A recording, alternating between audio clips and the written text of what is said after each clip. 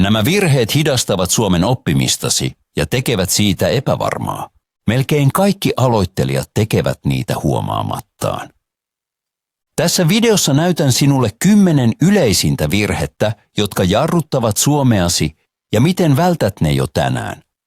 Katso loppuun asti, sillä viimeinen virhe on se, jonka jopa monet edistyneetkin vielä tekevät. Ota siis muistiinpanovälineet tai tallenna video. Nämä vinkit on muistettava. Aktivoi myös tekstitykset, jotta ymmärrät jokaisen yksityiskohdan. Virhe 1. Pelkäät puhumista. Sinulla on yhä pelko puhua suomea. Niin kauan kuin et puhu, et opi. Monet odottavat.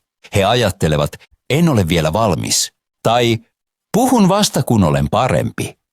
Mutta se on virhe. Hetkeä, jolloin tunnet olevasi valmis, ei usein tule. Ja niin kauan kuin et puhu, et kehity. Puhe ei ole lopullinen tavoite, puhe on itse tie. Virheet kuuluvat asiaan, ilman virheitä ei ole edistystä. Jokainen lapsi tekee puhuessaan virheitä, ja silti lapsi oppii joka päivä lisää. Miksi? Koska se uskaltaa. Sinun ei tarvitse olla täydellinen. Sinun täytyy vain aloittaa, nyt. Vaikka se olisi vaikeeta, vaikka olisit hermostunut. Juuri se on tärkeä askel. Puhu kovalla äänellä itsellesi. Lue helppoja tekstejä ääneen. Kuvittele, että puhut jonkun kanssa. Käytä sovelluksia tai puhu minulle videoita, tai etsi kielikaveri livenä tai verkossa. Ei haittaa, jos sanot joskus sanan väärin, tai jos et tiedä, onko lause aivan oikein. Tärkeää on vain, teet sen. Olet aktiivinen. Puheessa harjoitat kaikkea sanastoa, kielioppia, ääntämistä, itseluottamusta. Mitä useammin harjoittelet, sitä helpompaa se on.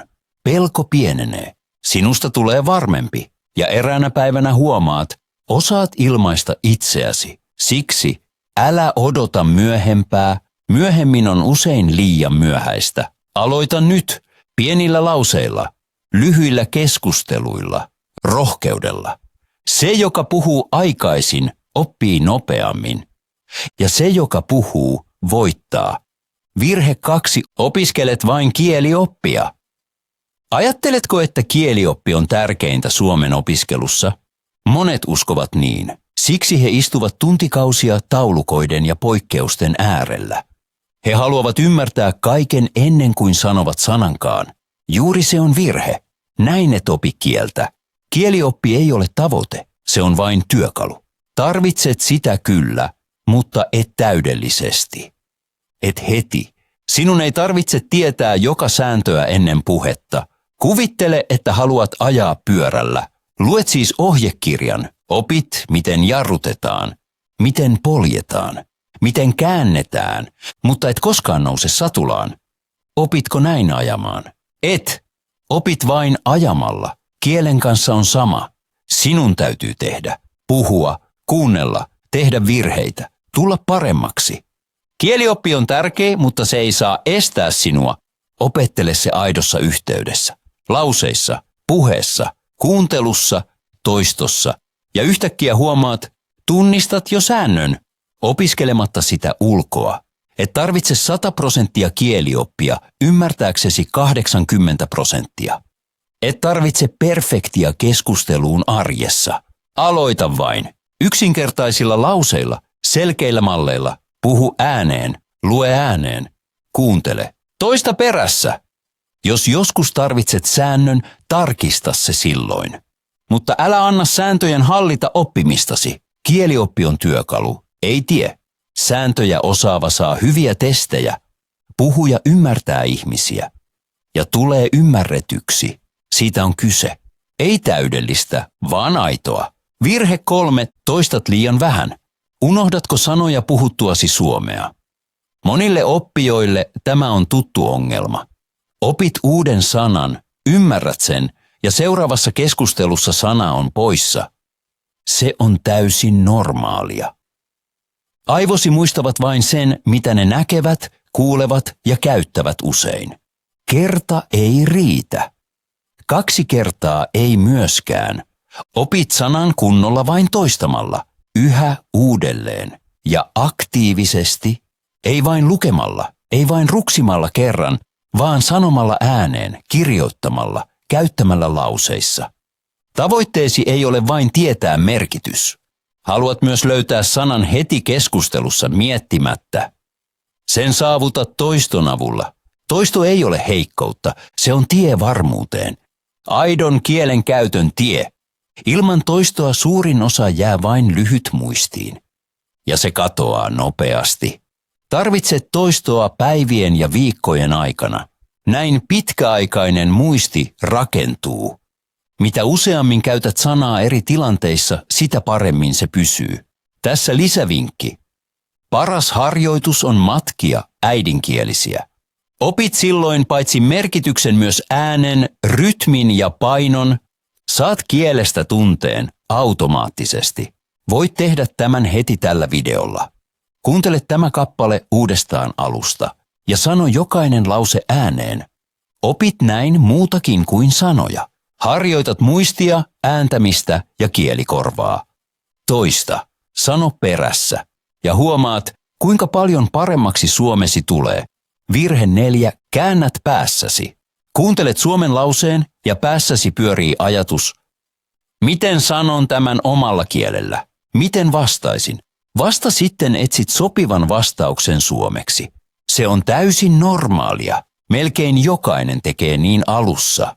Mutta se hidastaa sinua. Se tekee sinut hitaaksi. Se vie kielen tunteen. Lopulta huomaat, ymmärrät sanat, mutta et vastaa sujuvasti. Miksi? Koska ajattelet omalla kielelläsi, et suomeksi. Tavoite on kuulla, ymmärtää ja vastata suomeksi suoraan. Ilman mutkia, ilman sisäistä kääntäjää. Ja kyllä se on mahdollista. Mutta vain harjoituksella. Paljon syötettä, toistoa, matkimista. Aitoja lauseita. Jos rakennat jokaisen lauseen mielessäsi, suomi ei koskaan kuulosta luonnolliselta. Silloin jäät aina oppimismoodiin. Tarvitset kuitenkin kielimoodin. Saat sen vain, kun vaihdat pään suomeksi. Se on kuin kytkin. Aluksi vaikea, sitten helpompi. Kuuntele suomen lauseita, toista ne ääneen, käytä niitä arjessa. Mitä useammin teet sen, sitä enemmän ajattelet suomeksi. Aivosi oppivat sen. Se ei kestä ikuisesti, mutta sinun on jatkettava. Lisävinkki, kuuntele tämä osa heti uudestaan. Ja tällä kertaa sano jokainen lause ääneen. Ilman kääntämistä, vain tuntumalla. Harjoitat korvaa, suuta ja ajattelua. Älä ajattele suomea, ajattele suomeksi. Virhe 5, opiskelet epäsäännöllisesti. 2 tuntia sunnuntaina, sitten 5 päivää taukoa. Näin et opi kieltä. Aivosi eivät ole tietokone. Et voi vain tallentaa tietoa. Kieli on kuin lihas. Ja lihas kasvaa vain säännöllisellä treenillä. Ei yhdellä pitkällä, vaan monella lyhyellä kerralla. Aivosi tarvitsevat kontaktia kieleen joka päivä, vaikka vain 10 minuuttia. Tärkeää on rytmi, toisto, jatkaminen. Jos kuuntelet, luet tai puhut suomea päivittäin, pysyt sisällä. Jos pidät pitkän tauon, aloitat melkein alusta.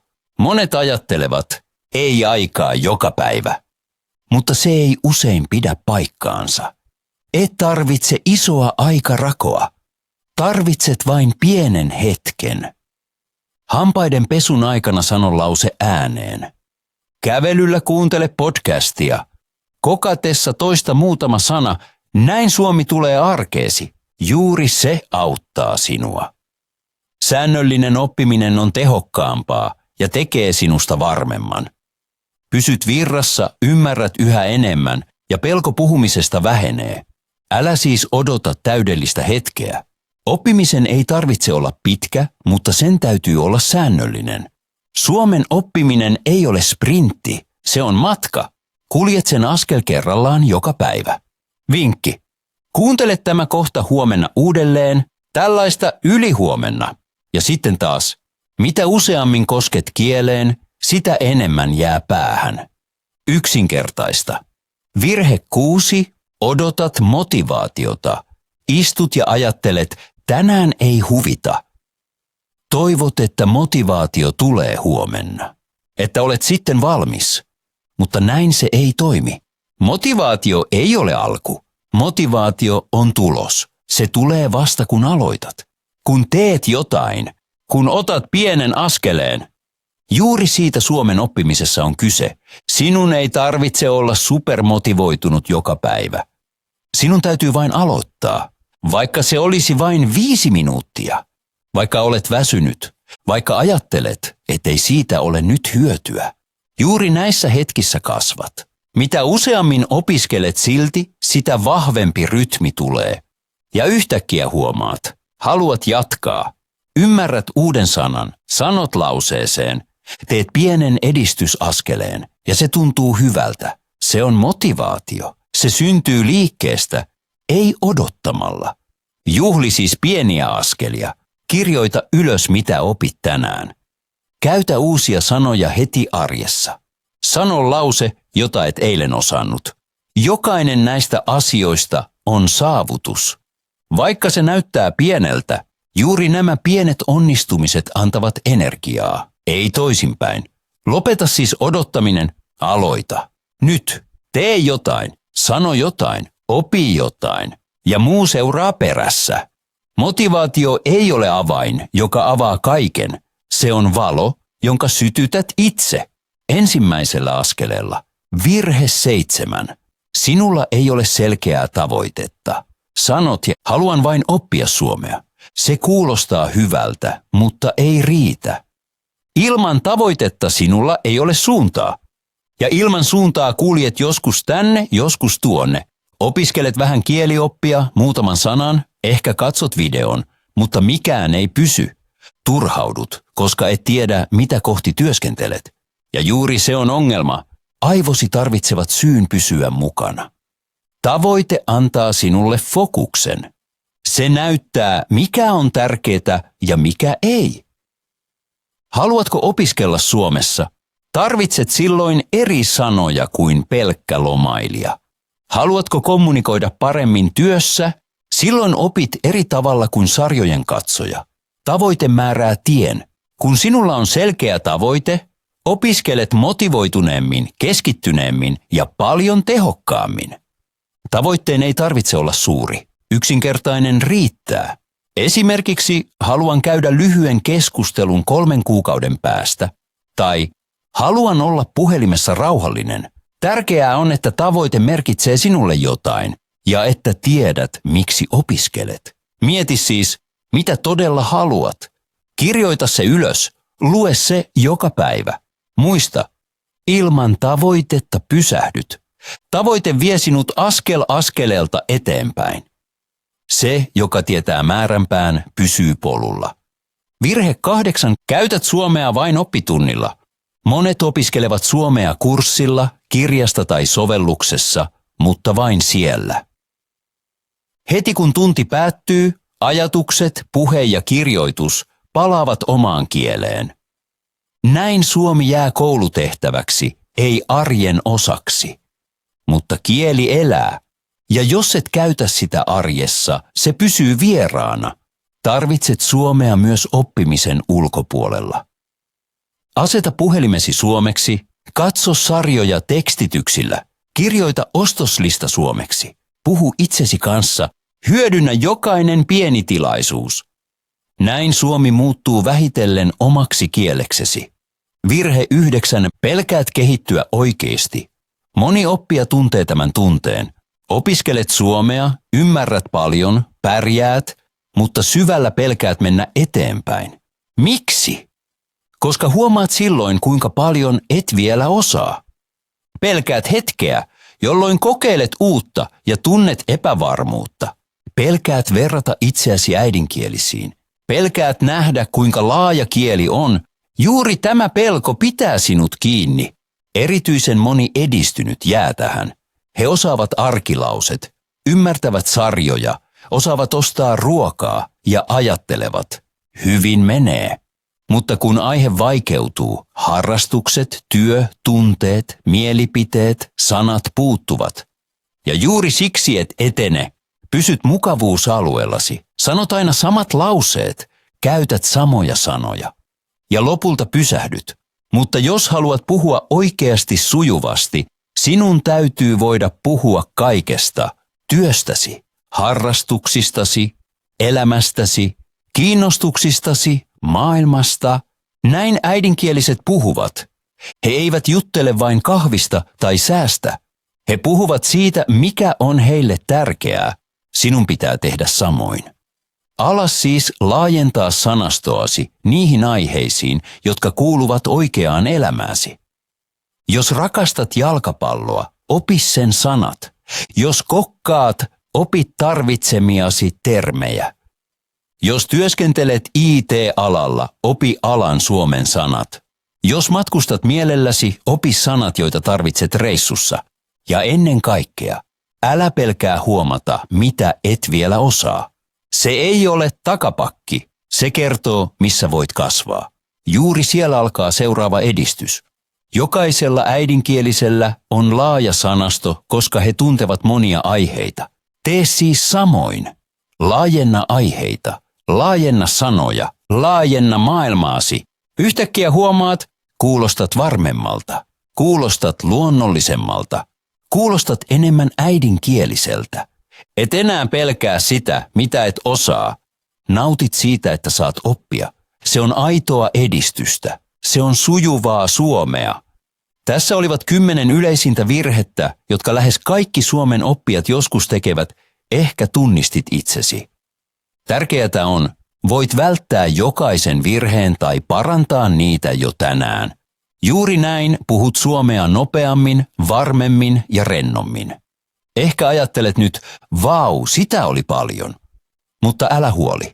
Tallenna tämä video, kuuntele osiot uudelleen ja toista kohdat, jotka ovat sinulle tärkeitä. Toisto on ystäväsi. Kirjoita kommentteihin. Mikä virhe oli sinulle uusin? Mitä virhettä teet ehkä nyt ja mitä teet tästä eteenpäin toisin? Jos video auttoi, anna tykkäys ja tilaa kanavani, ettet missaa muita vinkkejä.